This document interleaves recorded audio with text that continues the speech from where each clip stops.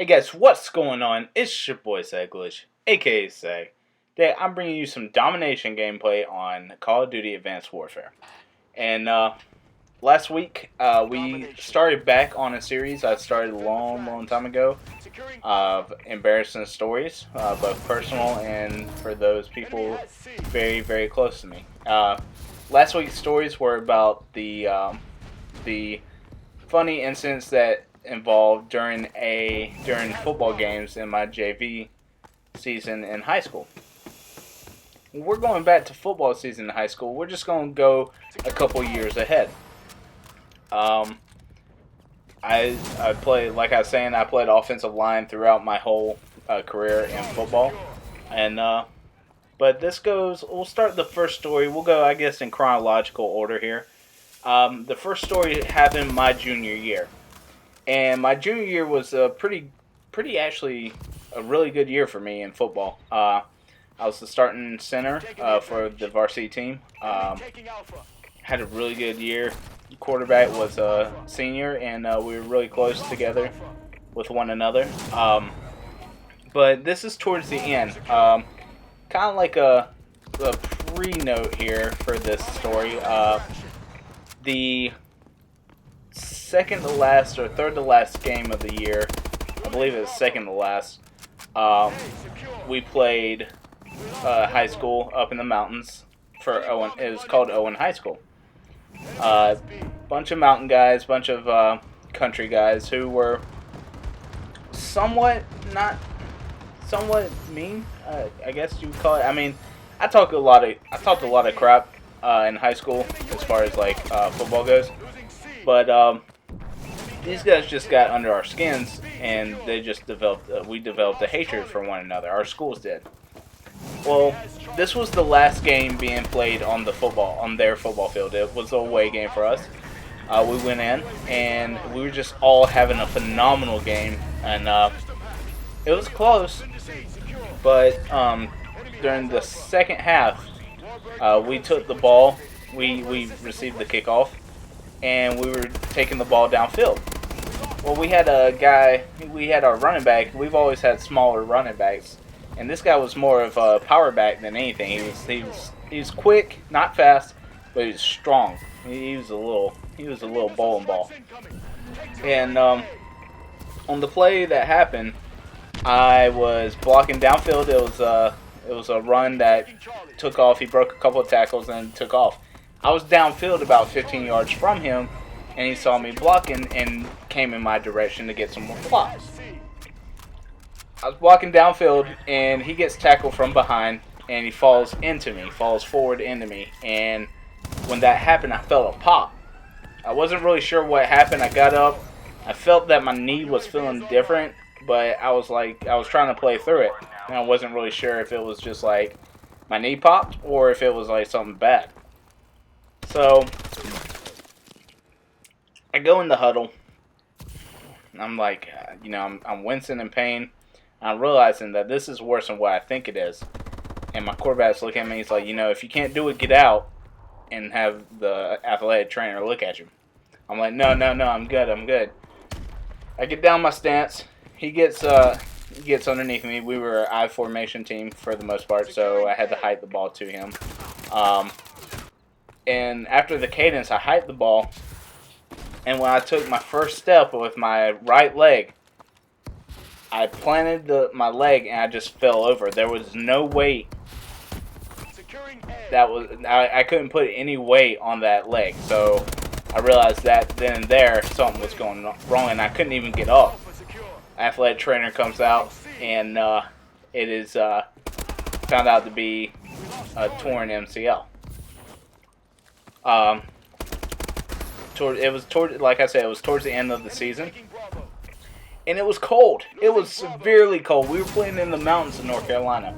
So what happens? He tells me to take off my shoulder pads because I wasn't going back in, and I'm sitting there and just like it was like an Under Armour short sleeve, I think it was, and he rolled my pants leg up past my knee, and saw right then and there my knee was already swollen. Well, he gets some ice reduce the swelling. He comes over with a mountain. I don't mean like a small bag of ice. I mean a mountain of ice.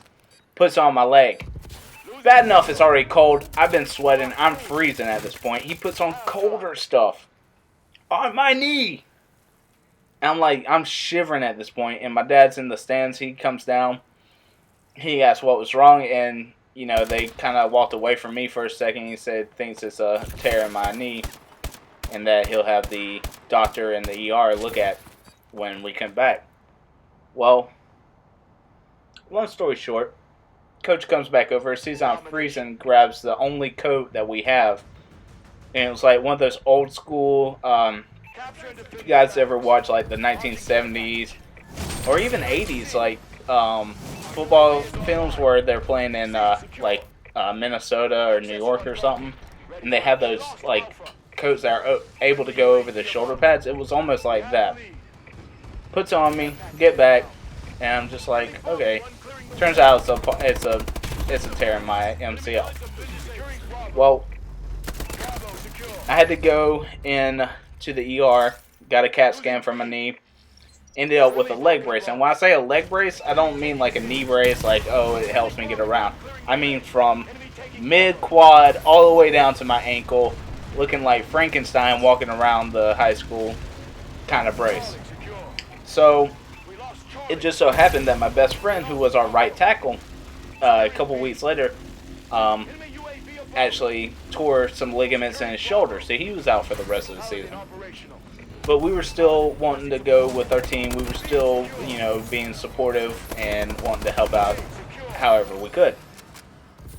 Come playoff time, second week, we are making a 4-hour trip to the coast of North Carolina to play high school, and we're sitting there, and my dad's coming with us. He was the videographer they used my dad's films on the away games. He videotaped home and away, but we had our own videographer for the high school at home games. But anyway, regardless, on the way there, we stopped off at a couple places, rest stops. Not rest stops, but gas stations. Me and my buddy Corey, we're we're part of injured reserve. We're not getting any action. We're whatever. My dad gives me a couple dollars to go in and get some supplies for us at the game. So, me and Corey go in. We're looking around. We see sunflower seeds and peanuts. In the shell, shelled peanuts. We're yeah, we're getting some. We get 4 or 5 different sunflower seed packets, which 2 for $1 you can't beat. And then we see the peanuts. I'm yeah, for sure, we're getting a pound of peanuts, So we're walking around with peanuts, and we finally get there, and everybody's getting warmed up and everything. They're going through the rituals that we always go through throughout the game. Well, me and Corey are on the sideline, and we're sitting there eating peanuts, we're eating sunflower seeds, just spitting them out, leaving the shells around us, whatever.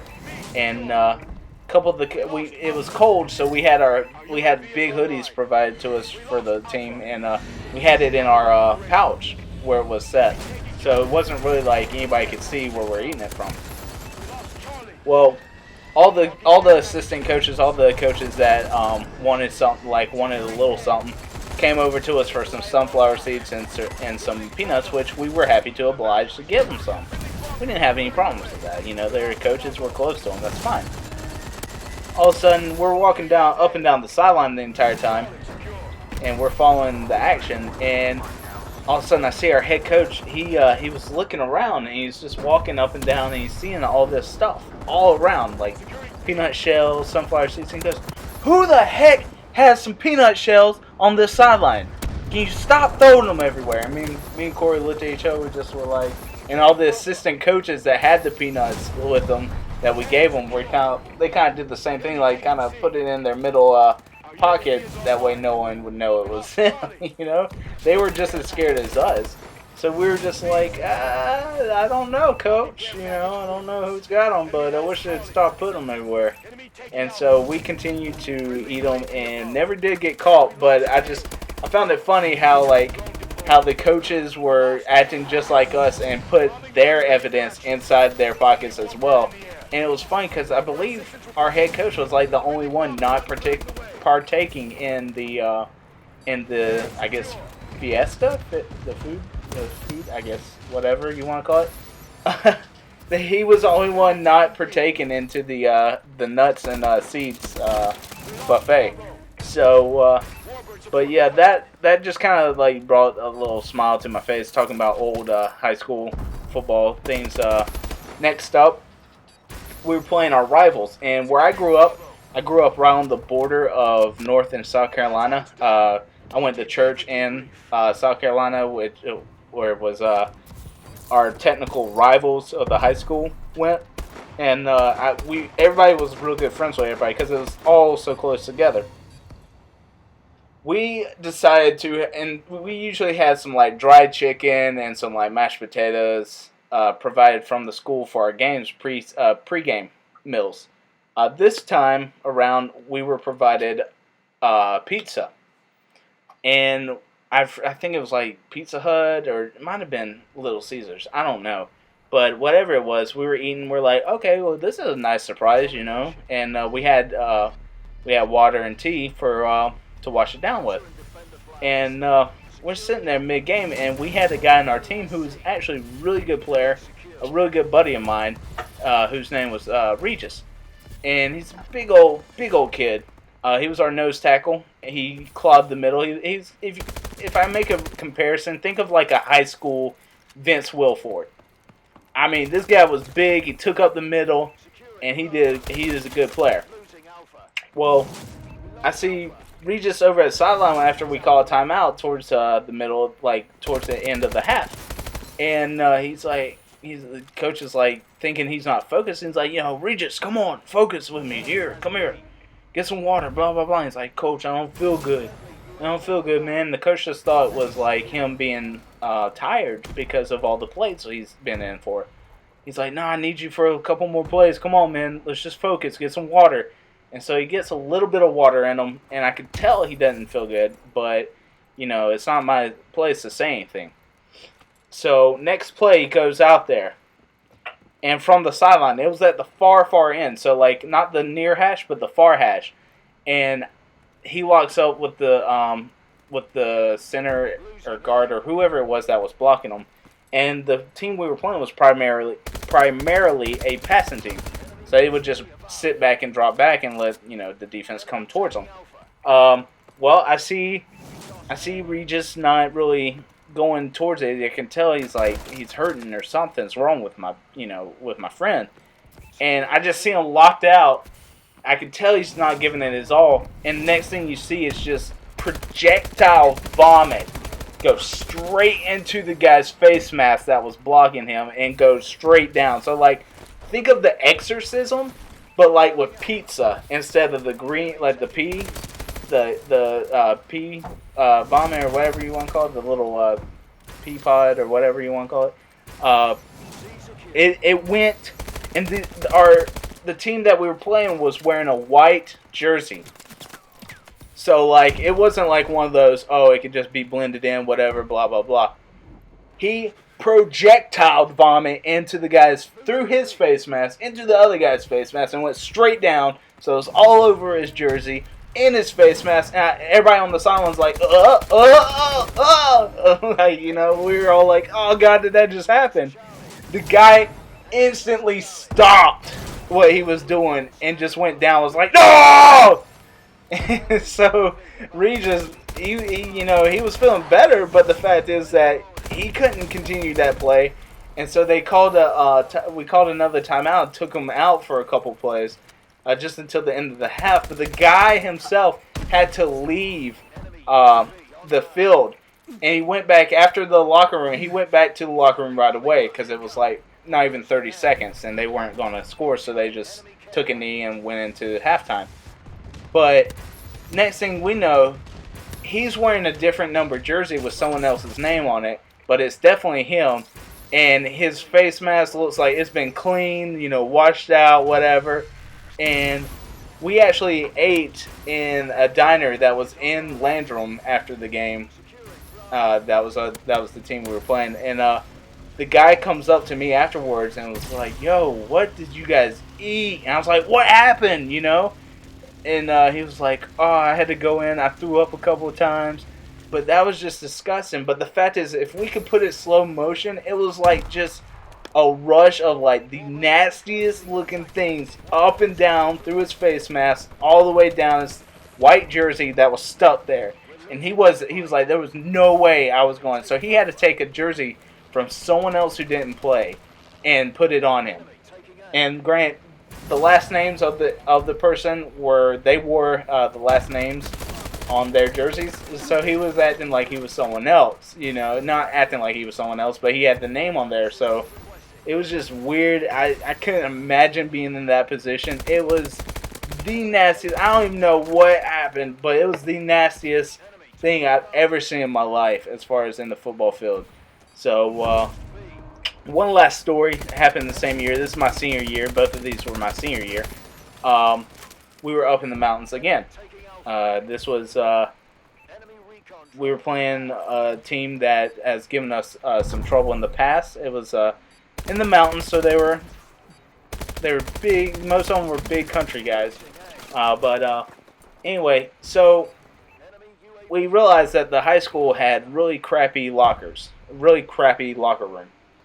Um, there wasn't. It's very basic, very whatever. It's just an old high school that we had to go in.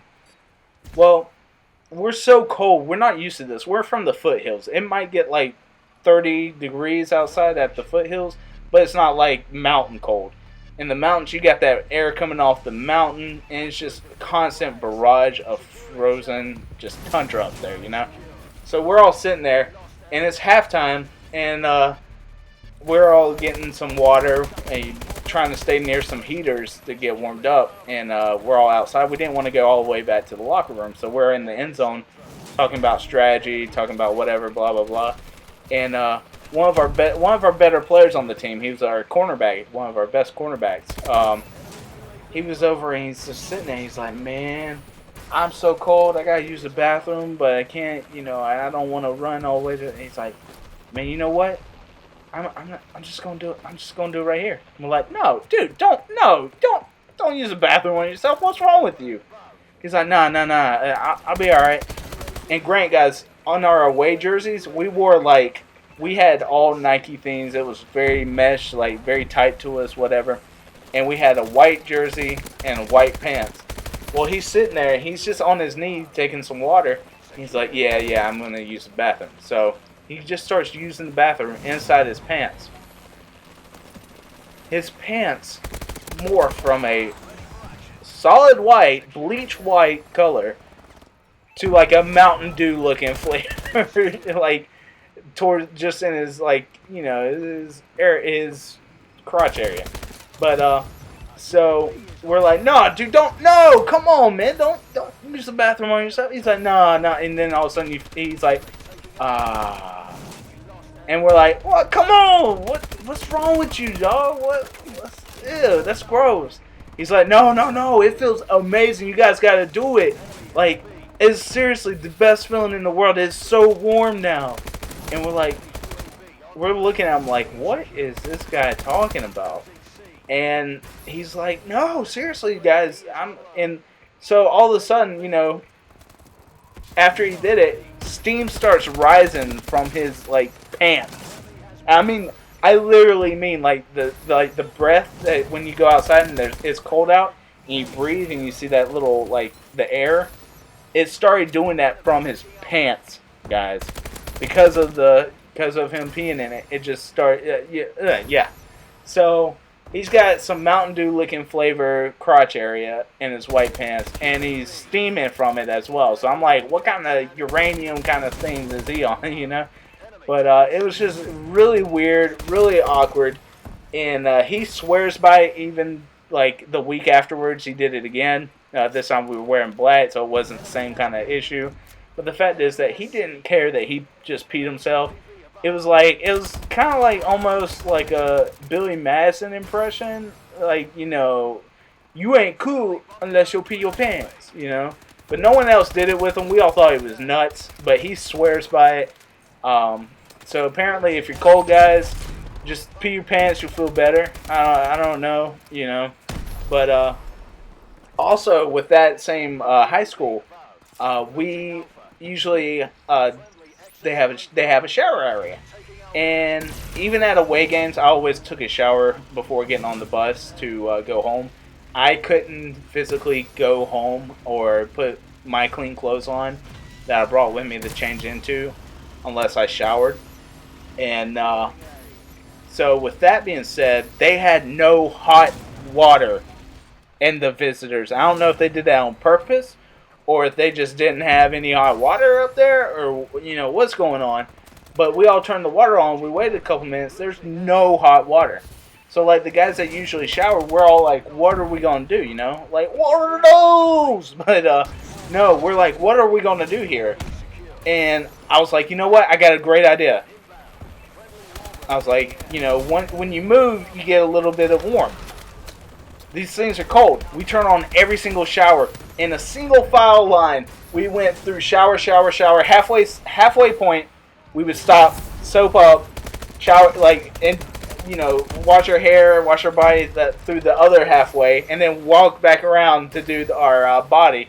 So we walk through, get wet halfway through, shampoo halfway back through, stop again, get the soap on us. It was the fastest shower we ever took. But it was the coldest shower ever. But it worked, guys. Every single person that showered in that visiting locker room were like, oh, man, that was a great idea. We were shivering so much. I had on afterwards sweatpants, like a sweatshirt, a hoodie. Like, I was trying to just get warm after that. But with that being said, guys, I'm going to wrap it up here. That's it for the rest of the football stories. I hope you guys enjoyed. If you did, leave a like, comment if you want, subscribe if you haven't. Also, check in the description below for more embarrassing stories, not only of myself, but of my wife and other friends. And also, check out my Twitter. Contact me if you'd like to talk. But I hope you guys are having a great night. I'll see you next time. Peace.